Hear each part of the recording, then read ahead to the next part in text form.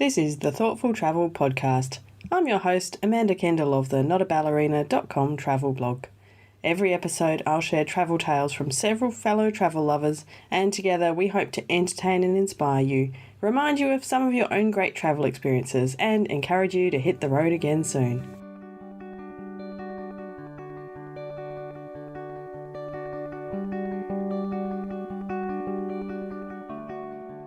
Hello and welcome to episode 36 of the Thoughtful Travel Podcast.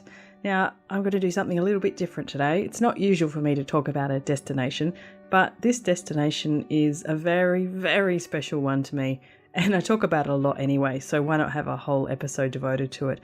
And that destination is, of course, my beloved Japan. And in particular, it's the Osaka region, the Kansai area. So Osaka and the cities around it, which is just the most amazing part of Japan. There's so much in a small area. There's Kyoto and Nara, the ancient cities. There's Kobe, there's Sakai. There's all this stuff right around there. And I just love it so much. Now, I'm totally biased in this love. And the reason is that I lived in Osaka and Nara for 2 years teaching English and traveling around a lot in all my spare time. And it's those 2 years which really made me fall in love with Japan.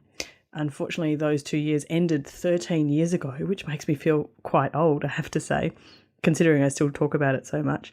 But I was also really lucky to be invited back for a week's trip around Osaka, Sakai, Kobe, and to Universal Studios Japan and in Osaka as well. So I've just got back from that week-long revisit to Japan, and I just can't stop talking about it. And fortunately, I've also had a few guests who enjoy talking about Japan as well. So it's not going to be just me raving on about Japan for the whole episode. I've got some of my guests along to say some of the things that they've found intriguing or have fallen in love with in Japan as well. So let me get onto that before I rabbit on too much. I will leave a link in the show notes, though, to the post I wrote on my blog before I left for Japan. It was the 5 main reasons I was so excited to return to Japan. A couple of the highlights were the food and being able to speak the language again. And both of those, yes, definitely came through. Oh, especially the food. I'm going to be hungry just talking about it. I think I actually can't talk about the Japanese food or I'll need to hop on a plane straight away. So let's get on with the show instead, as they say. So my first guest today is Martin Bailey. You might remember Martin Bailey as the man who moved to Japan to work in a lace-making factory. It's a very unusual reason to move to Japan. I took the much more conventional route of becoming an English teacher there. Conventional and boring compared to something as exotic sounding as lace making. But anyway, that was some time ago now, because Martin has now lived in Japan pretty much for 2.5 decades, but he's still open to realizing the interesting quirks and unusual things about Japan, and that a few of those are what he mentions in our chat. The thing with Japan, and this is one of the things that I absolutely love about this place, is that they believe that there is a God in pretty much everything, even in a grain of rice, in a rock, the river. Everything has a God in it. And I just find that, it's so for example, if you leave 1 grain of rice, it's as though you're going to upset the rice gods, and they're going to make sure that you don't get enough rice the next time you need it and stuff like that. So you don't waste food. And I mean, having said this, having been here yourself, they waste truckloads of foods at the hotels because they always put way too much out. So it's kind of contradictory. But on a daily basis, they're a very sort of superstitious, and it's a lot of it's religion based, but it's not like Western religion. When we say there's a God in the toilet, for example, it's really just a way of giving yourself incentive to make sure you clean the toilet, because if you don't, you're going to make the toilet gods angry, and you don't want toilet gods angry. Are there really toilet gods? There is actually a song that was really popular a few years ago about the toilet god. That is so cool. It is. I mean, and it's everywhere. And, from your own experiences, the Japanese people are so kind. And I mean, when you think about the stories from the war and all of that, all countries did nasty things, but the Japanese they've learned so much from the past experiences. I mean, we've got 70 years of pacifism now, and yes, it's really ingrained deeply in the Japanese sort of way of life. And so they've got these these superstitions and sort of loosely religion-related things that just keep them on the straight and narrow. Martin covers so many of the interesting parts of Japan in just that short chat there. I really love the Japanese approach to religion. They have all these interesting rituals. For example, I always remember one of my friends in Japan, a Japanese lady, got a new car and, of course, as she told me, took the new car to be blessed at the correct shrine, which was particularly for blessing new cars. I think that's how it goes. And anyway, she seemed to think that was a normal thing to do and that why didn't we do that in Australia? And perhaps she's right. So they have these kind of interesting rituals, but they're not extreme in any way. And it certainly doesn't create any conflict. It's just part of life. And I really love that. I also looked up the God in the Toilet song, which Martin refers to, and it really was a famous song. And it's quite an interesting story. I will put a couple of links in the show notes. One is to the Wikipedia entry about the God in the Toilet song, because honestly, it's fascinating. At least it was fascinating to me. And also to the YouTube clip of the song, which had millions of downloads or views. So, yeah, there you go. I can't quite imagine a God in the Toilet song really being a hit here in Australia. So that's just one more reason I love Japan. And speaking of toilets, I have to admit that on my recent trip, I was reminded of just how complicated Japanese toilets can be. So, I mean, sometimes, of course, they're the squat version that you find in other parts of Asia, and this is okay. I learnt to deal well with them while I lived there. One of the schools I worked at had that kind of toilet. It's all good. But it's the modern ones that really get me, and I have to confess, I have probably at least half a dozen photos that I took of the control panels for these modern toilets in various places, in my hotel rooms and in public bathrooms in various parts of Japan as well. There's so many different buttons you could push, and there are times when it is really hard to figure out just where the flush button is. There was one time, I must say, that I was visiting a public toilet with another Australian and also a Japanese person who was with us for the day, and I had to confess to them, I can't figure out how to flush it. And even the Japanese person went in and also had trouble finding out. So there's too many buttons for a start, and I'm really scared about what they all do.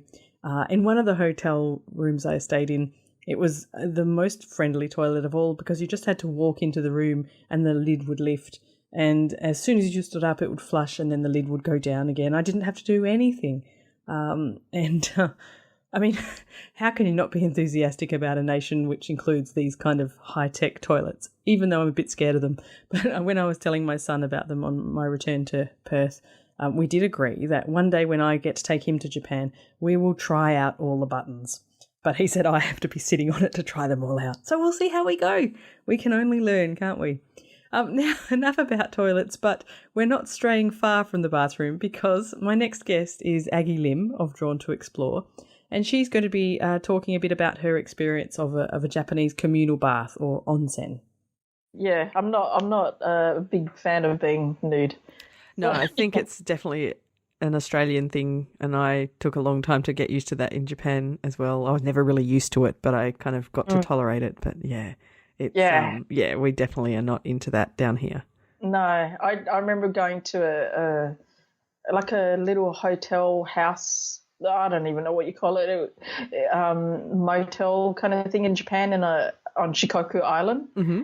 And my friend, who's male, said to me, "I'll go down," because it was communal. He said, "I'll go down because I don't think there's anyone down there, so you'll be okay." And I said, "What are you talking about?" Not realizing that it was all open. He said, "Here's a towel." I thought, great, got a towel. So I go in there and there's all the little stools that you sit on and wash yourself before you actually hop in the bath, kind of thing. And I heard someone walk in, so I thought, that's okay, I got my towel. flicked my towel out with my two little, fingers and my thumb, going, that's like a face towel. Exactly. What do I cover up? Top or bottom? So I remember squashing on my stool going, bottom, top. Maybe I can flip it the other way. They're tiny, those towels. No. Come on. Oh, yes. I completely relate. But it's kind of nice to think of a culture where they just don't care about, what your body looks like, because they don't even look at you. It's just, but it's weird for us. But I find that interesting also because being like of Oriental descent, and having that modesty, but then in Japan they're Oriental as well. So I think, but why are you okay with being nude and Chinese aren't? Yes, that's weird, isn't it? Yeah. I wonder where that came from. Yeah, to do some digging into cultural history. Have to, yes. I relate really, really well to Aggie's concerns about diving in naked into this bathing situation. As someone growing up in Australia, as Aggie and I both did, it's just not a natural thing to be naked in front of other people, other than your family. It's like when we were in the change rooms at school getting changed after sport or swimming, everyone would be doing the trick where you hold your towel around you so that no one can actually see too much of you. And therefore to suddenly be in a situation where you are completely naked and you have only, as Aggie described, a very, very tiny towel, which is not intended to be covering up any private parts of your body, and that's all you've got, and otherwise you're just there in your birthday suit, as they say. Well, it's quite confronting. And of course, Japanese people are so polite and so kind that nothing happens. In my experience, they don't even stare at me. I always did worry that being a foreigner, that the locals might, be intrigued and try and look at me, but it never happened either. So there's truly nothing to be scared of, except that it's an experience that's really out of our comfort zone. But once you get used to it, it's such a lovely experience as well. I remember my first experience was when I was living in Japan, and some Japanese friends took us to a beautiful part of Japan, northwest of Osaka, called Tottori. And I knew that we were going to be staying in a beautiful ryokan, a Japanese inn, and that there was an onsen there, and that we would go.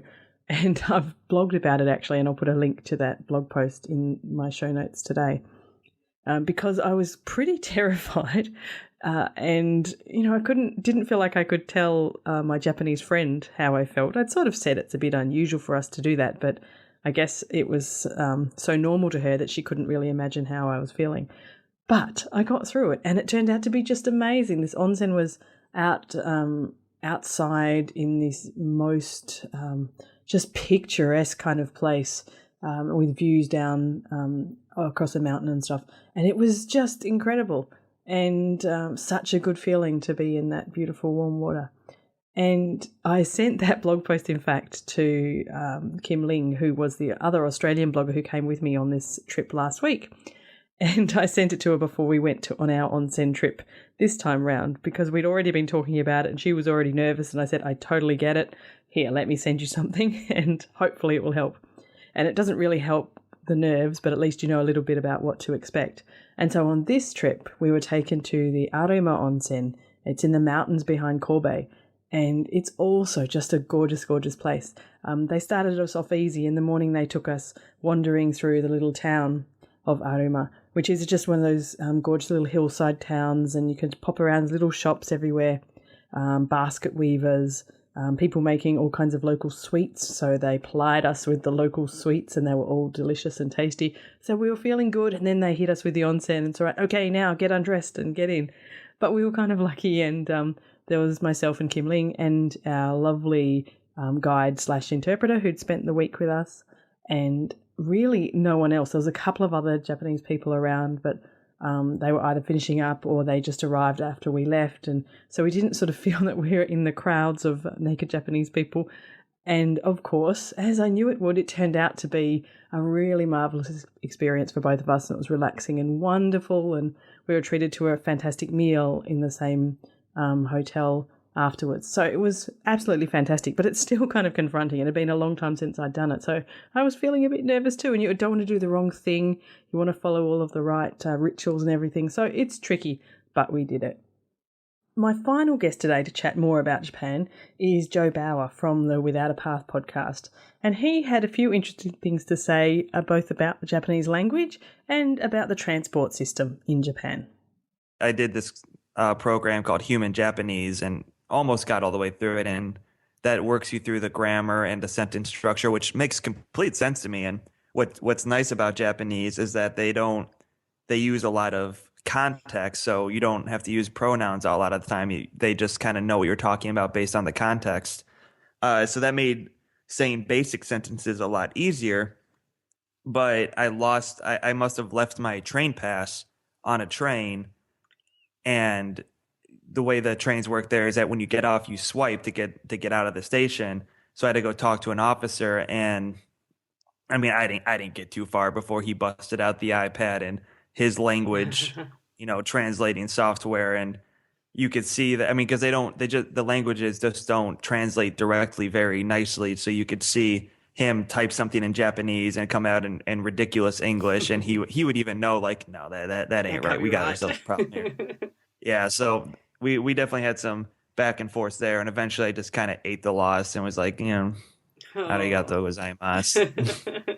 Yeah, that's true. That you can have all the apps in the world, but languages like Japanese, they're like the structure's so different. It's not just backwards; it's kind of inside out compared to English. Or English is inside out, whichever way. Sure. And yes, any of those translation apps just don't cope very well at all. So right. Yeah. And I always carry my phrase book with me, like a little pocket phrase book. But I just got done filming all day, and I didn't want to. I was just tired and was like, I'll eat the ticket. Yeah, fair enough. Sometimes you just got to throw your hands in the air and start again the next day. So you had a really enjoyable trip in Japan then? Oh, absolutely. Like I said, my wife and I live car free, and that's just something that feels weird to say that we love doing it, because humans have done it for their entire existence up till 100 years ago. But that's how we love living, and we love traveling that way. And it also adds to like discovering different. I don't want to say discover new neighborhoods, because obviously those neighborhoods have been there, but personally new discoveries, finding neighborhoods we would have never found otherwise by traveling via transit. So we really appreciate those countries who have, and destinations in general that have, at least to some extent, staved off the invasion of cars. And Japan is, like Switzerland, is one of the easiest countries to get around without a car. There's a lot of places that, most of the country, it's easier to get and faster to get around by train, especially with that Shinkansen bullet train. Joey's right that the Japanese language is quite a challenge, and it's not always easy to find people in Japan who are able to speak English or who have the confidence to do so. They might have the knowledge, but they're worried about making mistakes, so they sometimes won't speak English with you, which I can understand. But I have to say, on my recent trip, I was amazed and pleasantly surprised about how much of the Japanese language I'd learnt before came back to me. I really haven't used it for over a decade. But when I was there, I probably have mentioned this before, but I used to learn Japanese every Thursday morning with my lovely housewife tutor, Sachiko, and a group of us would meet in a hall somewhere, and we each had our one-to-one teacher, and they'd all been taught the principles of, actually had some kind of qualification in teaching Japanese to foreigners. And all those mornings with Sachiko definitely paid off, because on this trip I was really, really pleased to realise that I could understand a lot of what was going on around me. And by the end I could speak a little more than at the start. Speaking is always the hardest thing to come back. It's much harder than understanding just passively. But yeah, definitely while listening, I could understand so much more than I thought. And that was really quite heartening. So all that effort did pay off after all. I just have to make sure it's not 13 years again until my next trip, so that I have more chance of remembering more. And I also agree with Joe that Japanese transport is amazing. I was remembering when I was there this time that there's a little ticket or a little card that they'll give you if your train arrives late, because then you can show it to your employer to explain why you're late to work. And in all my 2 years of catching the train basically every day to go to work in Japan, I only ever received that ticket one time. And because I'd left with a sort of 15, 20 minutes to spare anyway, I didn't even need to give it to my employer because I still wasn't late for work. But yeah, everything runs on time, everything's clean, everything's non-hectic and non-crazy. It's just a fantastic system. In fact, I think a lot of stuff about Japan is fantastic, and I could rave on for at least another 3 or 4 episodes, but I will give you a break from my Japan love for now. However, if you do share my love for Japan, I would love to hear why you enjoy visiting Japan. The best way to do that would be to join our Facebook group. If you just search for Thoughtful Travellers in Facebook, then you'll find us there. Just request to join and I'll approve it, and then we can chat Japan to our heart's content. You can also tweet me at Amanda Kendall and use the Thoughtful Travel Pod hashtag so that everyone knows what you're talking about. And I would also be very, very pleased if you could leave a rating or a review for the Thoughtful Travel Podcast on iTunes. Thank you very much in advance for that. And finally, of course, some big shout outs from my wonderful guests and where you can find them on the internet. First of all, I spoke with Martin Bailey, and you can find Martin at martinbaileyphotography.com. I'll also leave a link in the show notes to his photography tours. He does also do some within Japan, mostly in Hokkaido, the northern island, which look amazing. Hokkaido is a beautiful, beautiful place. So have a look at that if you are a photography fan. And I'll also leave links to those, that God in the Toilet song and stuff that I mentioned. Unusual, but just fascinating. You can find Aggie from Drawn to Explore at aggielim.com.au. You might remember Aggie is a great sketcher, so as well as having interesting nude experiences in Japan, she also has amazing sketches, more often than not of food or of landscapes. No nudity that I have seen. And last but definitely not least, I spoke with Joe Baur. You can find Joe at joebaur.com, and you can also listen to him at his Without a Path podcast. Just search for Without a Path in iTunes or go to withoutapath.com. All of these details and a few more interesting things I've mentioned throughout the podcast will be in the show notes. And for this episode, you can find the show notes at notaballerina.com/36. And if you want to know anything more about Japan, just hit me up and ask me. I hope you can tell I am ready and willing to talk about Japan for as long as it takes to convince you to go there. Sayonara. This has been another episode of the Thoughtful Travel Podcast. Show notes and other information are at notaballerina.com/podcast. Join me again soon for another chat about why we travel. Bye for now.